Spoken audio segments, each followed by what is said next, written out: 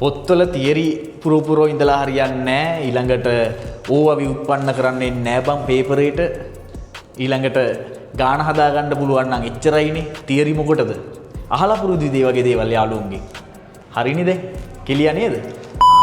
2026 theory ළමයිට මම උගන්වනකොට මම පොඩි පොත් පිංචක් වගේ ටියුට් එකක් දීලා හිස්තැන් පිරෙව්වේ නැහැ.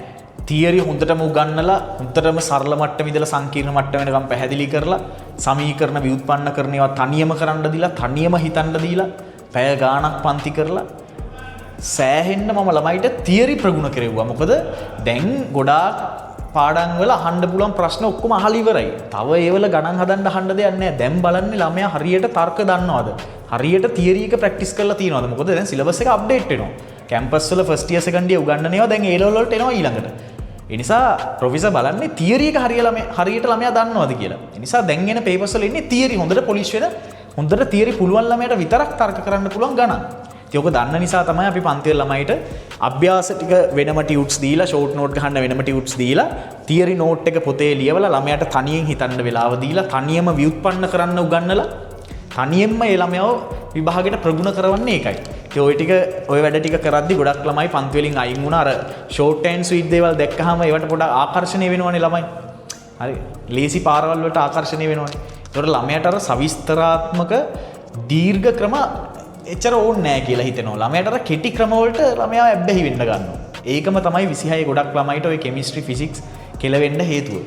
ඒ නිසා දැන්වත් හරියට වැඩ පටන් ගන්න මේ පාර 26 විභාගේ අවුල් ගිය ළමයි ඉන්නවනම් මම රිවිෂන් පන්ති කරන්නේ නැහැ. මොකද මම රිවිෂන් පන්ති කරන්න ඕනේ නැහැ. මගේ තියරි ළමයි එකෙක්වත් රිවිෂන් යන්න ඕන මට්ටමකට වෙනස් වෙන්නේ නැහැ. හරි. සමහරට ෆිසික්ස් කම්බයින් මැත්ස් අවුල් ගේ හින්දා බයෝ අවුල් ගේ හින්දා රිවිෂන් යන්න ඕන වෙයි. නමුත් කෙමිස්ට්‍රි වල මගේ පන්තියේ ළමයිට රිවිෂන් යන්න ලොකු ටූමනාවක් ඉන්නේ නැහැ. මුල ඉඳලා මගේ පන්ති වලට ඇවිල්ලා හරියට වැඩ කරපු ළමයිට.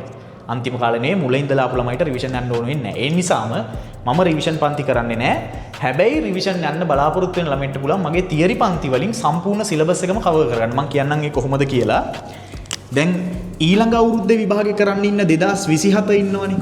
ඔයාලා දන්නවා මම කොහොමත් අවුරුද්දකට මාස බර ගානකට කලින් සිලබස් ඉවර කරනවා කියලා. ඒතකොට ඊළඟ අවුරුද්දේ විභාගේ කරන්න ඉන්න 2027 බැච් එකට මේ දවස්වල යනවා 11 වෙනි ඒකකය චාලක රසායනය.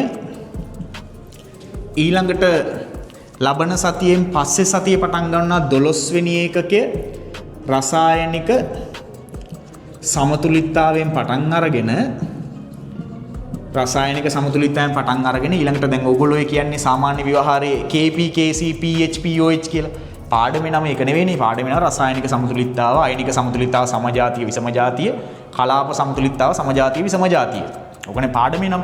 ඒතර රසායනික සමතුලිතතාවයෙන් පටන් අරගෙන සමතුලිතතාව කොටස් ටික ආවරණය කරනවා ලබන සතියෙන් පස්සේ. දැන් මේ ඊළඟ සතිය යන්නේ චාලක රසායනය. ලබන බදාදා සෙමිනාර් එකක් තියෙනවා. හරි. ඒතර ආයේ ඒ ලෙවල් කරන්න බලාපොරොත්තු වෙන ළමෙක්ට චාලක රසායනික කොටස අවසන් කරගන්න ලබන බදාදා, ඒ කියන්නේ 26 වෙනි බදාදා උදේ 8ට ගම්පහ මොන්ටානායකට එන්න පුළුවන්. ඇවිල්ලා මේක ආවරණය කරගන්න පුළුවන්.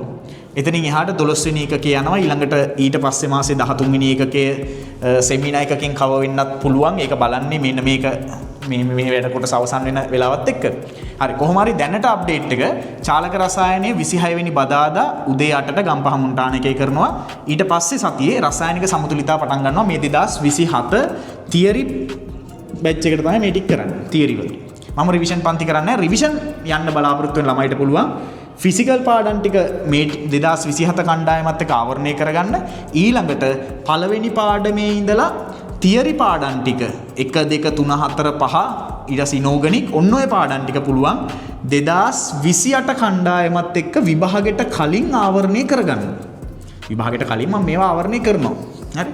ඒ නිසා සම්පූර්ණ විෂය නිර්දේශයම මම රිවිෂන් පන්ති නොකලාට සම්පූර්ණ සවිස්තරාත්මකව තියරි සේරම අංග සම්පූර්ණ උගන්වනවා මගේ තියරි පන්ති දෙකේ. 2027න් පුළුවන් අවසන් පාඩම් ටික ඉවර කරගන්න.